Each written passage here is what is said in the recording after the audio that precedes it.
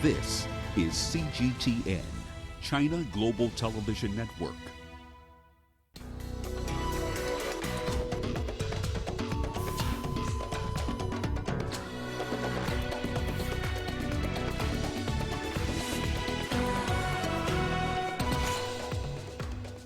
Countries ramp up efforts to contain the coronavirus as the WHO declares the outbreak a pandemic.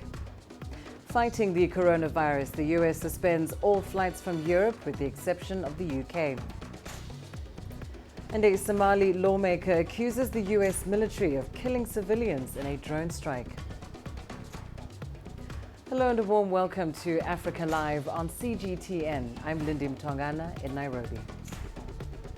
Coming up in business, Zimbabwe to adopt a managed liberal foreign exchange rate regime. And in sports, Senegal's capital Dakar hosts the 7th edition of the female auto racing Trophy Meusot Rally. Our reporters are standing by in Rome and Geneva with the latest updates on the coronavirus outbreak.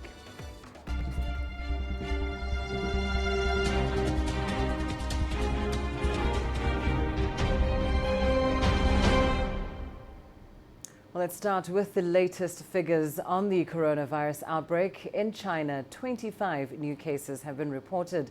The country's total number of confirmed cases is now approaching 81,000. Over 70% have recovered, while nearly 15,000 people are being treated. More than 3,000 have died. Wuhan, where the outbreak began, reported a record low of 8 new cases. In Hubei province, cities outside Wuhan have seen no new cases for a week. Outside China, over 45,000 cases have been reported in more than 100 countries. Italy has the largest outbreak outside China, confirming over 12,000 cases and over 800 deaths. It's followed by Iran with 9,000 confirmed cases and over 3,000 deaths. South Korea has nearly 8,000 cases and 67 deaths. In the US, over 300 new cases have been reported, with a total of more than 1,300. African countries have also been reporting new cases of COVID-19, but at a slower rate. 12 African countries have now confirmed cases of the virus, bringing the continent's total to 134. Egypt has registered 7 new coronavirus cases, bringing its total number to 67. But authorities have reported that 27 people have recovered. Algerian local media has announced the first death from COVID-19. With 5 new patients, Algeria has now reported 24 cases. South Africa has the 3rd highest number on the continent at 17, after the country confirmed 4 new cases today. With 1 new case each, Tunisia stands at 7 and Senegal at 5. Meanwhile, Morocco, Cameroon, Nigeria and Burkina Faso have no new cases. Togo, Cote d'Ivoire and the Democratic Republic of Congo still stand at a single case each. Well, the death toll in Europe's worst affected country, Italy, jumped 31% in a day to 827. Confirmed cases now total more than 12,000. The country has added new restrictions to a lockdown imposed to fight the coronavirus outbreak. It's ordered bars, restaurants and beauty parlors to close after the highest daily increase in deaths in any country since the outbreak began. The latest measures will take effect from Thursday and run until the 25th of March. Italy's Prime Minister announced the new measures in a televised address to the nation. Now we also have the closure of all retail businesses, with the exception of grocery stores and pharmacies. And please don't get into panic buying. It's not necessary to panic buy food in supermarkets. Well, let's bring you more on this. We're now joined by CGTN's Ross Cullen in Rome, as well as Guy Henderson live with us from Geneva.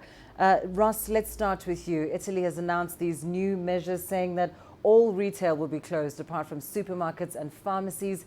Tell us more about these latest measures and how they might affect everyday life for Italians. Italians have been getting used to unprecedented measures. In the past week, we've seen the schools being shut down, then a regional lockdown was imposed in the north, and then the national quarantine period came into effect for all of Italy. But really now, we haven't seen anything like this when it comes to a response from a country to the coronavirus pandemic. During this year, when the pandemic has been going on, we haven't seen anything like closing all cafes, restaurants and bars in one single country as a response to try to stop the spread. Italy now, and the government, we heard from Giuseppe Conte, the Prime Minister there, really understanding it needs to move fast, take very serious steps to try to contain the spread and try to alleviate the pressure on the healthcare system and on the country as well, which is dealing with the highest number of cases. We've got more than 10,000 people currently being treated after having tested positive.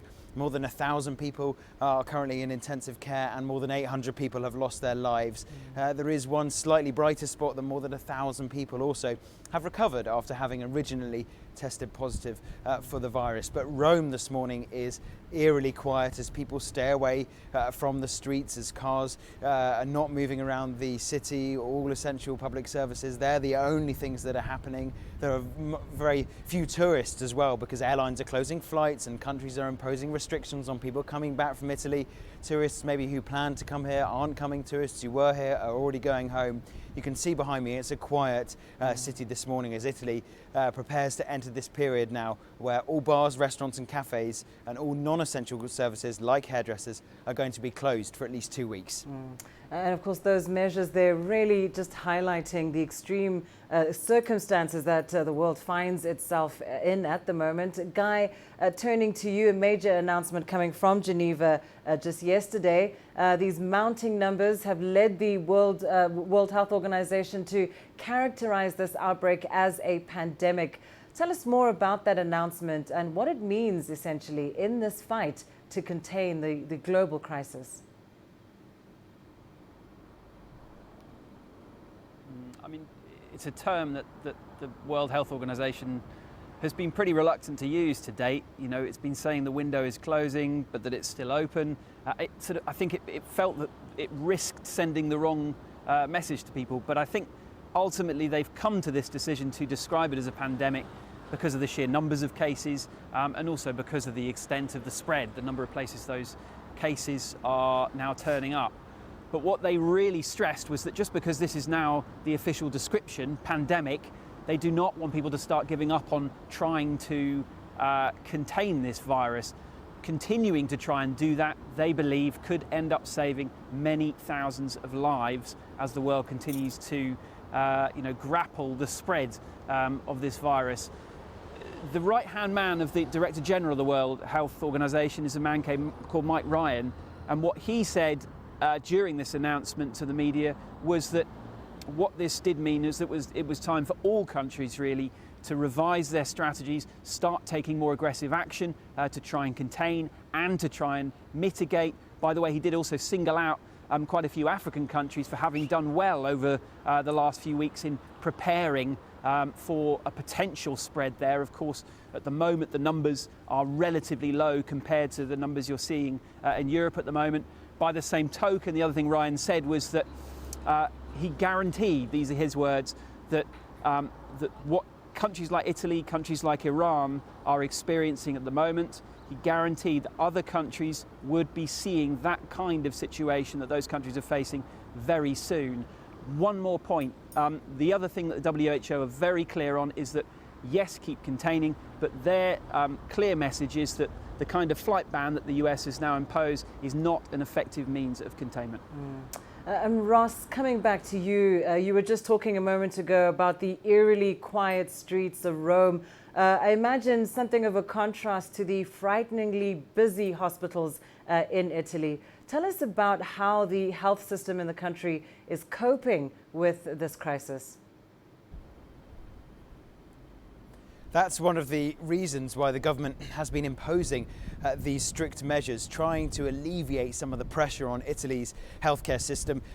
in dealing with the highest number of cases in Europe and the highest number of fatalities in the world outside China, it means that the overall structure of the healthcare system is overburdened, and also there's intense pressure on the workforce. All leave has been cancelled for medical professionals. They are calling back recently retired doctors as well back into the workforce. Recently graduated medical students are also not going to go for further training. They're going to be entered immediately into the workforce to try to deal with these pressures. We have seen hospitals repurposing other rooms and different areas of those healthcare facilities into emergency wards. There is a shortage of specialist equipment as well, and so the pressures are really high, particularly on the areas in the north of the country where we have seen the greatest concentration of people testing positive for the disease, and also the greatest concentration of people losing their lives.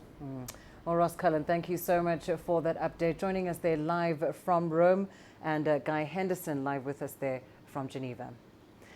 Now, US President Donald Trump has announced the country will ban travel from Europe for 30 days to stop the spread of the coronavirus. Trump said the new rules will go into effect Friday at midnight, but he specified that the restriction would not apply to the United Kingdom.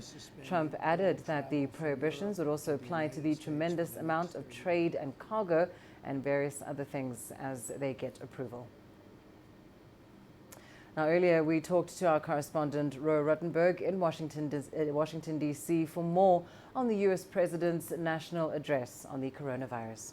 Here he was in the Oval Office reading off of a prompter, very scripted, and speaking directly to the Americans, less about health concerns, which is one of the criticisms the address is already facing. The federal government's approach has been to decentralize this process, to let states and local authorities handle what they can handle medically, and really to rely on the central federal government for support. At the same time, Donald Trump trying to push an economic agenda, but he did announce one specific measure that many say might be drastic or dramatic, announcing that flights and European passengers from Europe will be banned from entering the United States for 30 days, effective Friday. This excludes the UK. Now, we got a sense of this earlier today on Capitol Hill during some of the hearings when Rob Redfield, the head of the Centers for Disease Control, referred to Europe as the new China. That's a direct quote from Dr. Redfield. And then we heard from the acting Deputy Secretary of Homeland Security, Ken Cuccinelli.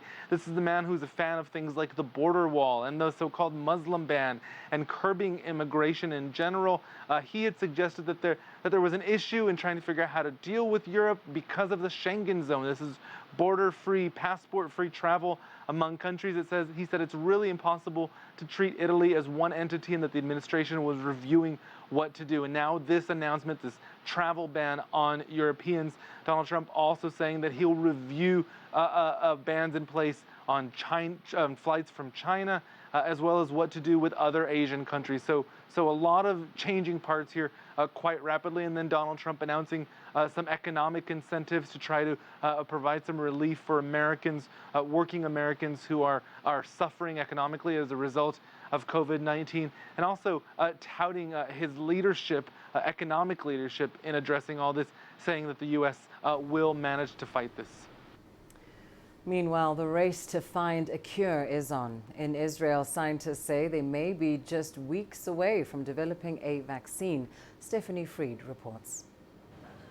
4 years ago, Israel's government asked scientists at this government-funded research facility to find a vaccine for the next big virus. A team, including immunologists, microbiologists, and veterinary virologists, went to work. And as sometimes happens in the world of medical discoveries, they bumped into what they say may be a COVID-19 vaccine. When COVID-19 came crashing onto the scene, the scientists here weren't focused on humans. They were looking at chickens. Specifically, the team was developing an infectious bronchitis virus, or IBV, vaccine for birds. They tweaked the vaccine structure, adapting it to COVID-19. Basically target the same proteins, human corona proteins or the similar avian coronavirus, and will neutralize it in the same manner. 65% of human and chicken DNA is the same, That leaves a considerable margin. But researchers are confident. Their tests on chickens were met with a 90% success rate. Are quite different in their sequence, but similar in structure and function, and therefore we are quite positive it will work similarly to the avian virus. If approved in human trials, the vaccine will be administered orally. Moving into the clinical trial phase is the next big challenge. In non-corona times, trials can take months or even years. Considering COVID-19's scope, the process will undoubtedly be accelerated if the vaccine is approved for human testing. Stephanie Fried, CGTN, Northern Israel. Now, in a bid to contain the spread of the coronavirus, Turkish Airlines is suspending all flights to Nigeria indefinitely. Our correspondent Phil Ihaza has more. Turkish Airlines said the decision to cancel all flights to Nigeria is the result of measures aimed at limiting the spread of the coronavirus. The cancellations will affect all flights to Lagos, Abuja and Port Harcourt. The first round of cancellations started on Wednesday. The airline did not say when normal operations will resume. The carrier has also suspended flights to China, Iran, Iraq, Italy and South Korea. Last month, an Italian businessman flew to Nigeria on Turkish Airlines and later tested positive for the virus. He was Nigeria's first confirmed case of COVID-19. Another person who had direct contact with him has also tested positive. They are the only two confirmed cases of the coronavirus so far in the West African nation. The government has intensified efforts to prevent the spread of the coronavirus and has asked over 100 people to self-isolate. President Muhammadu Buhari has set up a task force to the control of the disease and has repeatedly called for citizens to avoid undue panic and the spread of false information. Phil Ihaza, CGTN, Abuja. Ghana's president has temporarily suspended all foreign travel for government officials. It's part of efforts to prevent the spread of the coronavirus in the West African nation, which currently has no confirmed cases. However, Ghana is on high alert after 3 of its neighboring countries recorded cases. CGTN's Nabil Ahmed Rufai reports from Accra. Ghanaian officials have been temporarily banned from traveling outside the country. In a statement, the president's office said only essential and critical foreign travel would be considered and approved. The goal is to prevent the spread of coronavirus. Ghana's president, Nana Akufo-Addo, has also discouraged people in high-risk countries from traveling to Ghana. Consular services have already been suspended in countries hit by COVID-19 as a way to protect staff. Ghana has not recorded any cases of coronavirus as yet, but more than 50 suspected cases were tested. Health officials say they have extended their surveillance and screening of people at airports, land borders and harbors to prevent an outbreak of coronavirus in Ghana. Nabil Ahmed Rufai, CGTN, Accra, Ghana. The South African city of Cape Town has confirmed its first COVID-19 case. Authorities in the Western Cape called for calm, saying they had plenty of experience dealing with deadly diseases. Ward D10, entrance 5 at Tygerberg Hospital near Cape Town.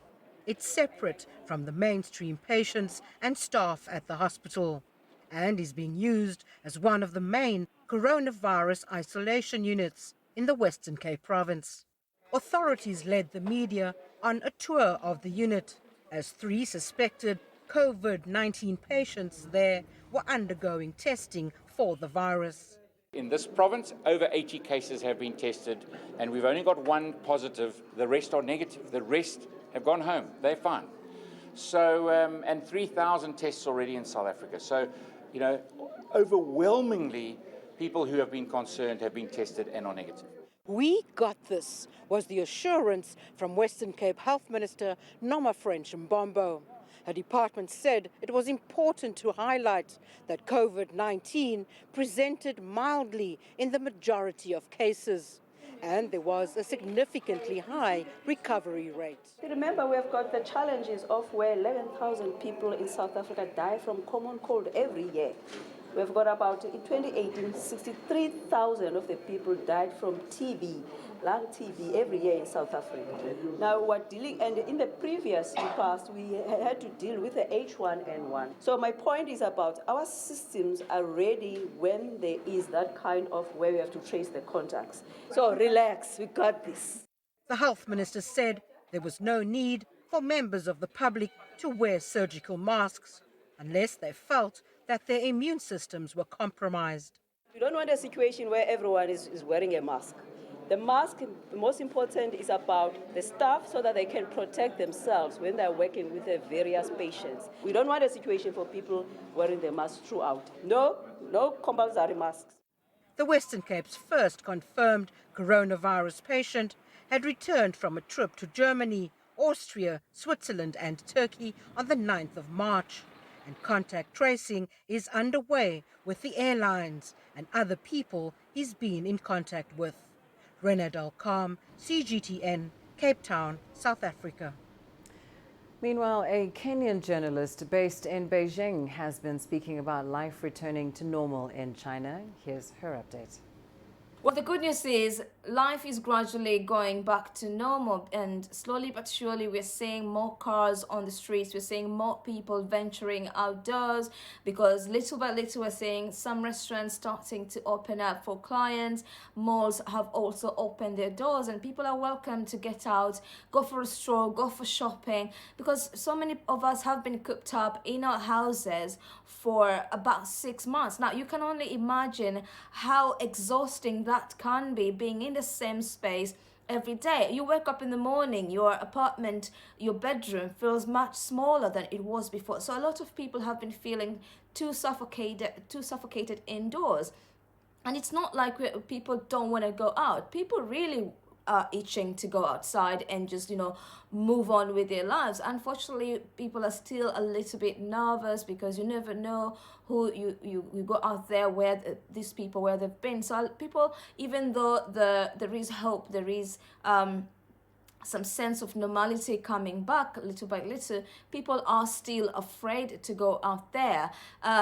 For me, for once, I really cannot wait just to go out, meet my friends, have a cup of coffee and just, talk face to face, because let's face it, talking to people online and also talking to people on the phone is not exactly the same as sitting right there with your family members, right there with your friends, and being able to chat the day away. So that's something that a lot of people are looking forward to do once this coronavirus has been beaten. So generally, again, life is going back to normal.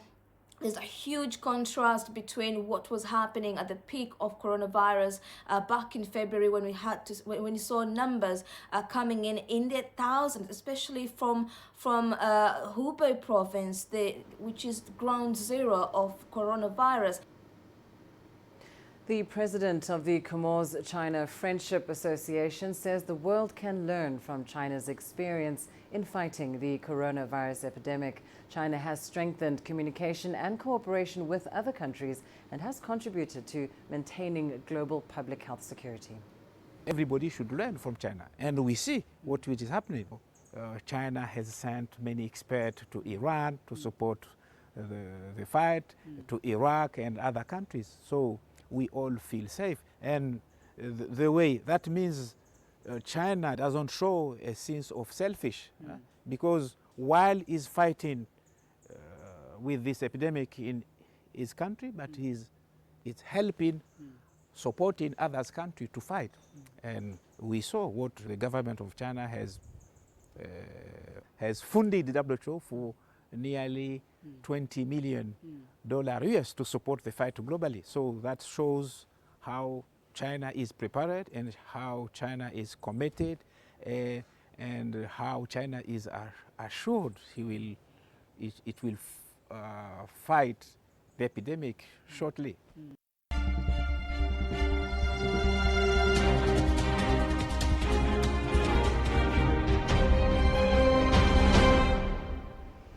Time now for a short break. Here's what's still ahead on the program. Coming up, a Somali lawmaker accuses the U.S. military of killing civilians in a drone strike. And a campaign to restore security in areas affected by Boko Haram starts in Nigeria.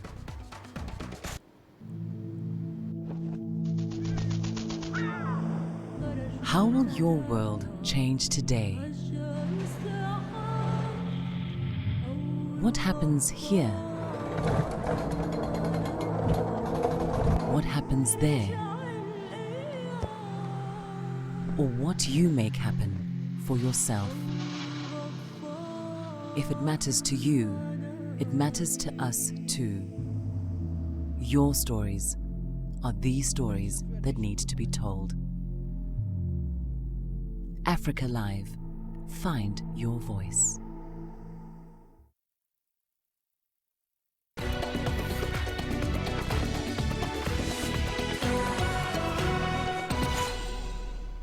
The U.S. State Department has issued its report on human rights in countries around the world. As in past years, it particularly criticizes China, Iran, Venezuela, and Cuba. In a statement by Secretary of State Mike Pompeo, he accuses the Communist Party of China of using high-tech surveillance systems to monitor potential dissidents. He also accuses China of imprisoning religious minorities in internment camps in Xinjiang, which he called the stain of the century. The report also talks about Hong Kong, alleging police brutality against protesters, interference with the right of peaceful assembly, and restrictions on political participation. The annual reports on human rights issues in countries and regions outside the U.S. were ordered by Congress in 1977.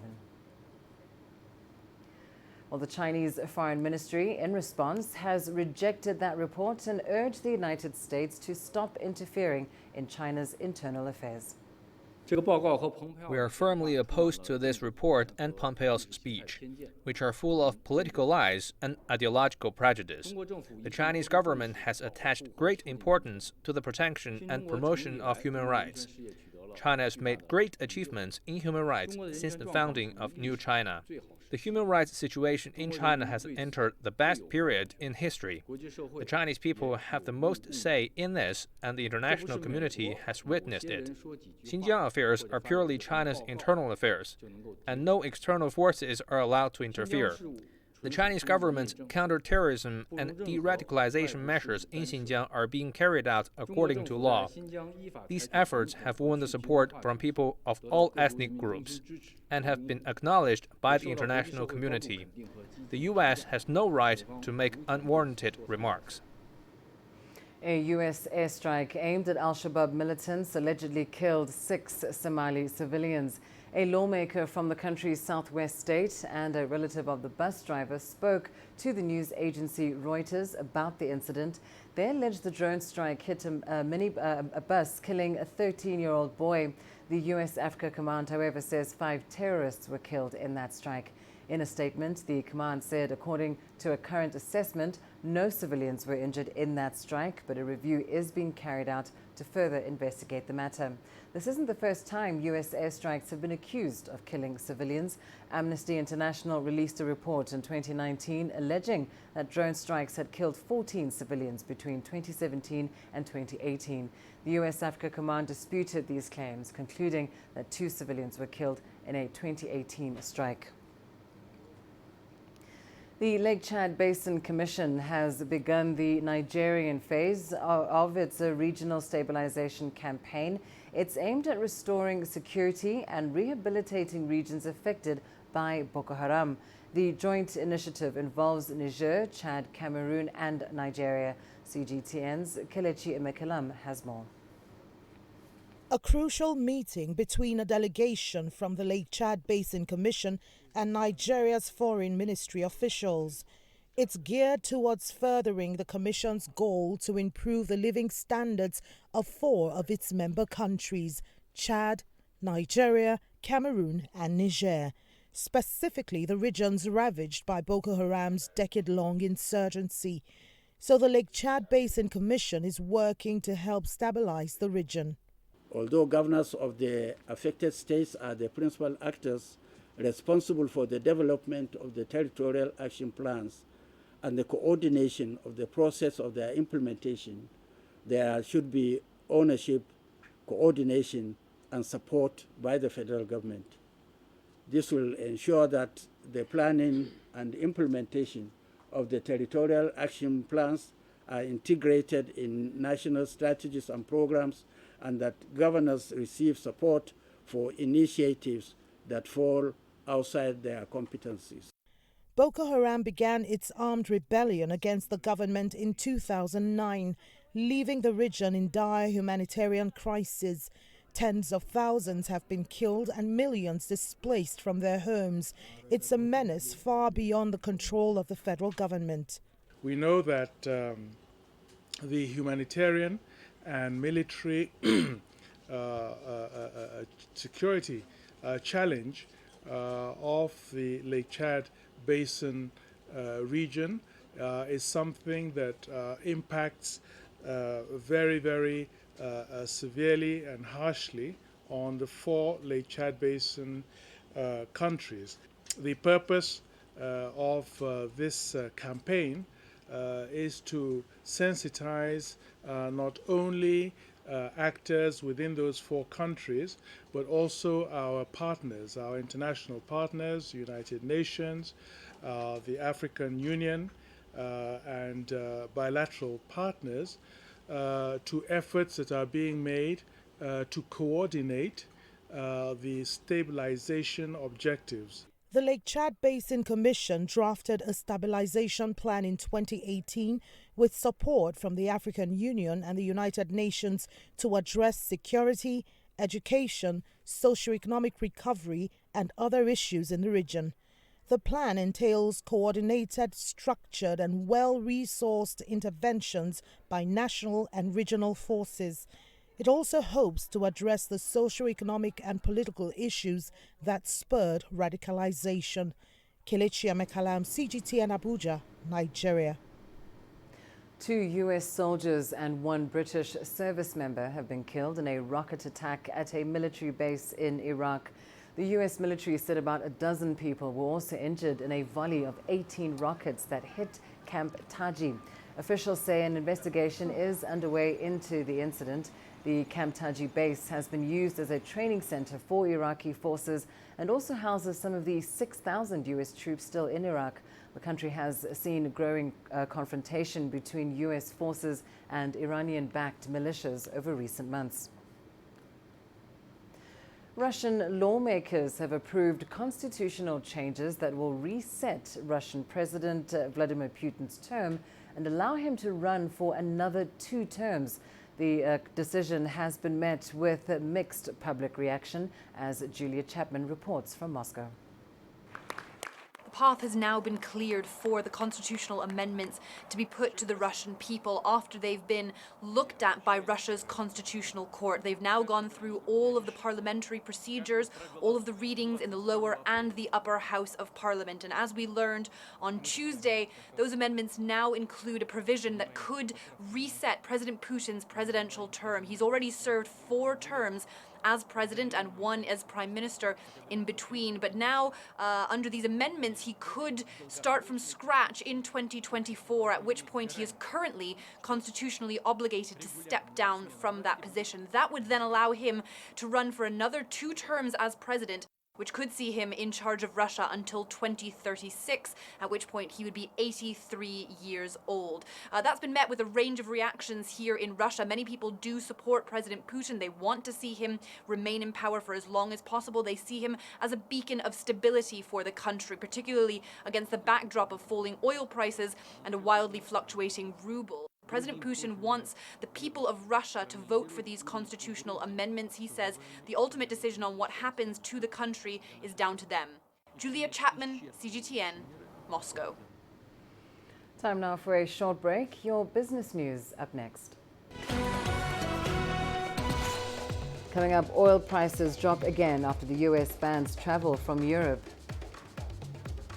And Zimbabwe to adopt a managed liberal foreign exchange rates regime.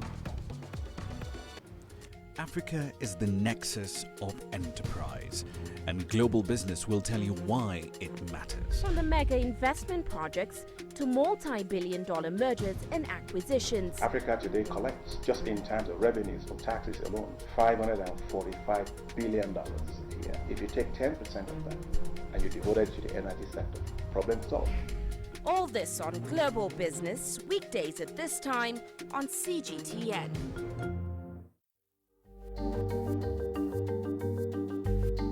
Africa Live. Find your voice.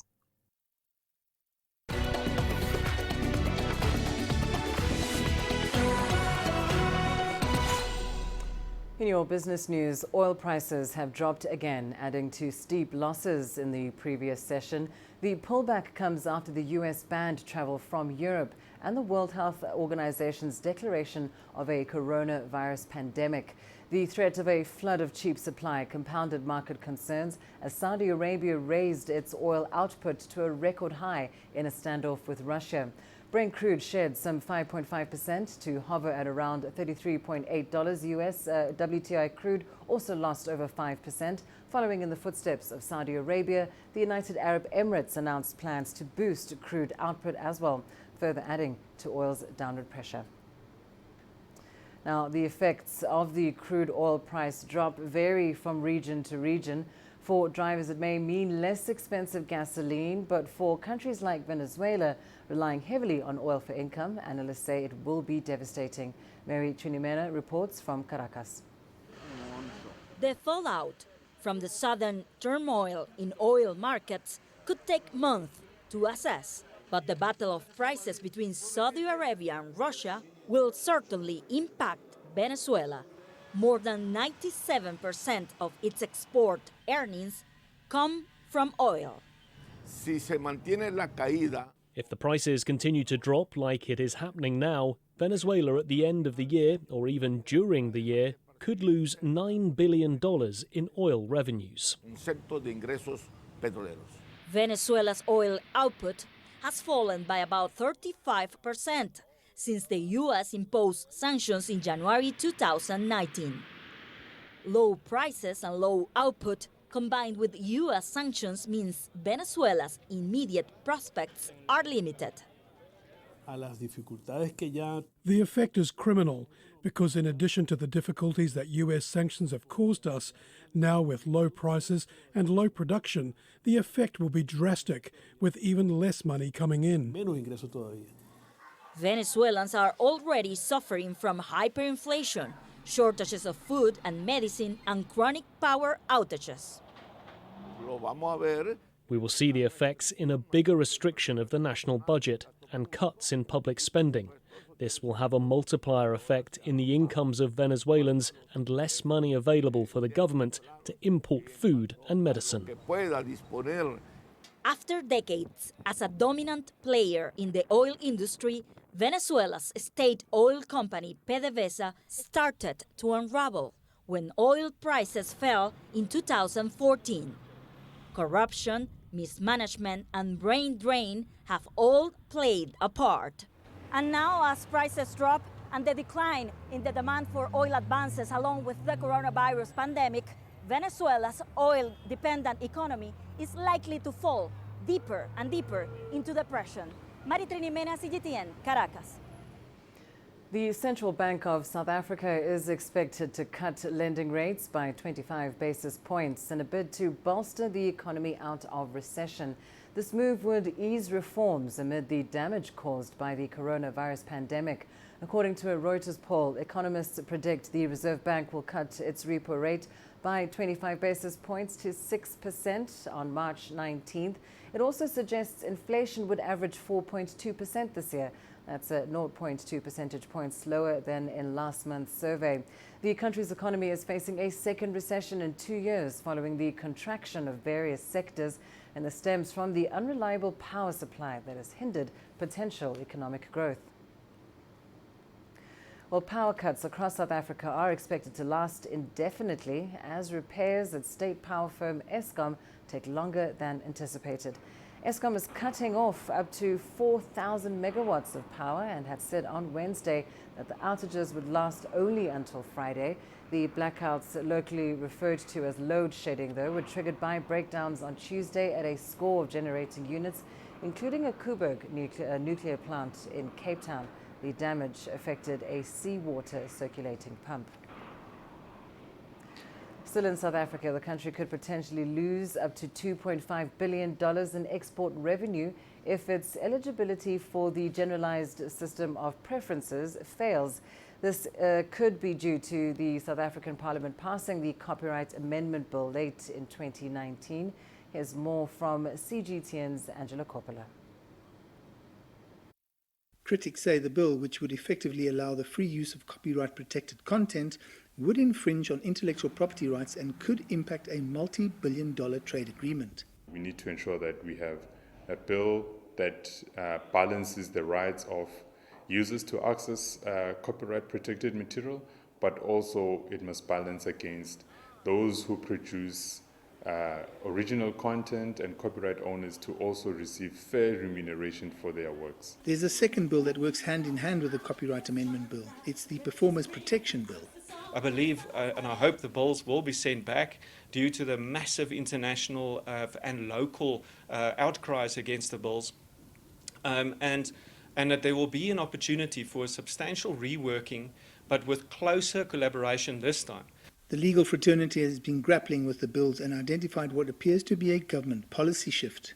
We were quite surprised to see that the focus shifted from protecting the vulnerable authors and composers that have been identified that require protection, and shifting the focus to increasing rights of users to access their works without necessarily having to pay them or remunerate them or even recognize them. Should the bill become law, its impact will be immediate and negative. 1,250 jobs will be lost in the publishing sector, according to an independent report. If we are kicked out of the GSP program as South Africa, there'll be huge job losses, not just in the creative economy, but also in agriculture, in all other export-reliant industries. There were hearings end of February in Washington on the review of the generalized system of preferences, whether South Africa should still participate in it. And government was represented at the hearings. They tried to defend the position that they took. We also made a submission as the Copyright Coalition of South Africa. A U.S. trade representative delegation recently visited South Africa to understand how the bill will work and who will benefit. If that mission doesn't like what it hears, the biggest direct losers will be the film industry value chain, with millions of dollars at stake. Well, when are we going to start listening to the business people? When the business people are saying, look, we cannot secure investment into this market under these conditions. I hope government will listen more closely to them. For a country in such dire need of foreign direct investment, it's concerning that this piece of legislation may well become an act and close down quite a large proportion of that money that could come into the country. I'm Angelo Coppola for CGTN in Johannesburg, South Africa. Zimbabwe plans to adopt a managed float exchange rate in hopes of narrowing the gap between the official and black market rate. The decision is part of the country's latest measures to stabilize its troubled economy. Farai Makutoya has more. Ever since the one-to-one peg was removed in February 2019, the local unit has progressively depreciated against the US dollar. On an illegal but still thriving black market, the Zimbabwe dollar is worth less than half its value on the official central bank-controlled platform. The managed float will loosen the apex bank's control. An electronic forex trading platform based on the Reuters system is being immediately put in place. This platform will allow foreign exchange to be traded freely amongst banks and permit a true market exchange rate to be determined. A currency stabilization task force has been set up to monitor trading. The central bank says it does not intend to set or control the exchange rate, but merely wants whatever level it settles at to remain stable. What remains to be seen now is if this latest policy measure will bring about that much desired stability. The new measures are expected to subdue the parallel market for now. Well, we're going to see that probably the parallel market rate will a bit stabilize, the volatility will decrease, simply because, of course, there's a bit of fear and panic, given that some of the measures actually imply looking into mobile money transactions and things like that. But for as long as it is very clear that the demand exceeds supply, of forex, really, those exchange rates are going to move northwards. There remain crucial concerns. Does the government actually have the reserves then to support a managed floating system? At this point in time, I think if you then look at economic fundamentals within Zim, you look at things such as FDI and even local production, we are quite low. So really it then raises the questions to say that will the government be able really to sustain the system going forward? When questioned about this, the authorities were bullish. Are these measures enough? If they are not enough, we'll add some more. The shortcomings of the interbank market had threatened to jeopardize currency reforms aimed at restoring international investor and development partner confidence. Farai Mwakutuya, CGTN, Harare, Zimbabwe. Well, that's where we leave your business news, but here's what's still ahead on the program. Coming up, how women in hip-hop are fighting gender inequality in Senegal. Join us in Global Business and see Africa through our eyes.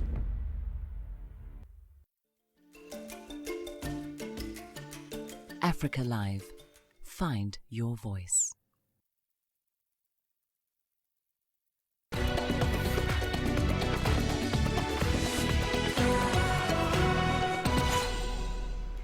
In Senegal, a group of women is shaking up art and music through hip-hop. The Genji Collective is lifting the veil on gender inequality in the West African country. CGTN's Laura Walubengo has that story. Meet Aminata Gaye. She has made a name for herself in Senegal. She sings about women's rights and empowerment. This has caused ripples amongst those who are against gender equality. I saw other women, other realities, other problems, because all these women have their own stories, their own beginnings, and it has really inspired me. Gaye is part of a group of rappers which go by the name the Genji Collective. The group has helped her fight off critics.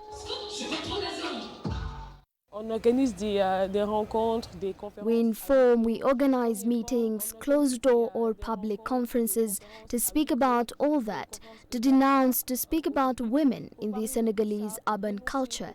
It's not easy to be a female rap artist. We speak about all that. We speak about all the problems that women face. Around 70 women make up the Genji Hip Hop Collective. The group is designed to get female rappers and artists to meet each other and share experiences. Ina Tiam is a co-founder of the group. So the objective was to know who is who and who does what, and then to help each other. I think we've made it because it's been 3 years. We organized our first festival, and we are currently working on an album. Tiam is a photographer who began her career taking photographs of rappers. Today she is also a film director shooting music videos. What I'm passionate about to start with, we are in a country where many things are often taboo. There's so many things that are not spoken about, which is often the source of problems, especially for women. So with pictures I can say those things.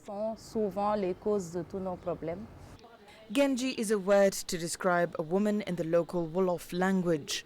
The Genji Collective is not only causing a stir in the arts industry, but last year they were on the front line of protests against violence against women. A group and lawmakers in the country succeeded in getting together sentences for convicted rapists. Laura Walubengo, CGTN. And coming up in your sports news, up next. Senegal's capital, Dakar, hosts the 7th edition of the female auto racing Trophée Muzo Rally.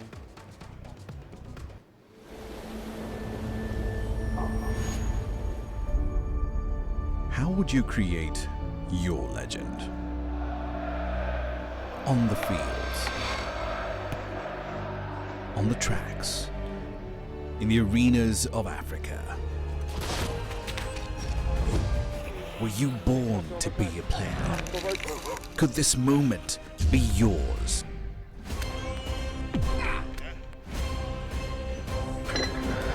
Sports Scene. Find